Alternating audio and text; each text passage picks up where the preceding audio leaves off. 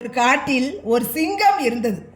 அது மிகவும் வயதானதால் வேட்டையாட முடியாமல் தவித்தது. அதற்கு உதவியாக ஒரு நரி ஒன்று இருந்தது.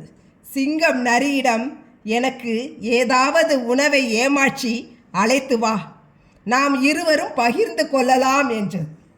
நரி ஊருக்குள் சென்று ஒரு சலவை தொழிலாளியின் கழுதையை கண்டு கழுதையிடம் சென்று, நண்பா, நீ ஏன் இவ்வளவு கஷ்டப்படுகிறாய்? காட்டில் நிறைய பச்சை புற்கள் உள்ளன. அங்கே ஒரு அழகான பெண் கழுதையும் உனக்காக காத்திருக்கிறது என்று ஆசை காட்டியது.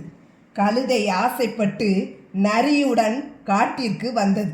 சிங்கம் அதன் மேல் பாய முயன்ற போது கழுதை தப்பித்து ஓடிவிட்டது.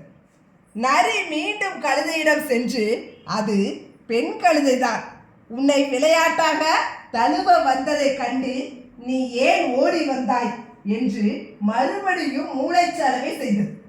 கழுதை மீண்டும் சென்றது. இம்முறை சிங்கம் அதை கொன்றுவிட்டது. சிங்கம் குளிக்க சென்ற போது நரி கழுதையின் மூளையும் காதையும் தின்றுவிட்டது. திரும்பி வந்த சிங்கம் கழுதையின் மூளையும் காதும் எங்கே என்று நரியிடம் கேட்கிறது.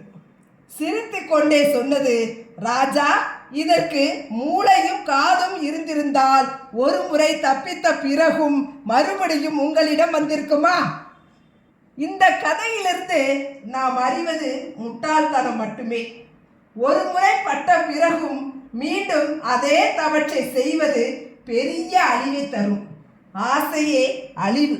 தேவையற்ற ஆசை, அதாவது பெண் கழுதை என நரி சொன்ன பொய், அதாவது அதுதான் அறிவை குலைத்துவிடும். இந்த உலகம் நரியை போன்றது. நாம் கழுதையை போல ஏமாறாமல் எச்சரிக்கையாக இருக்க வேண்டும்.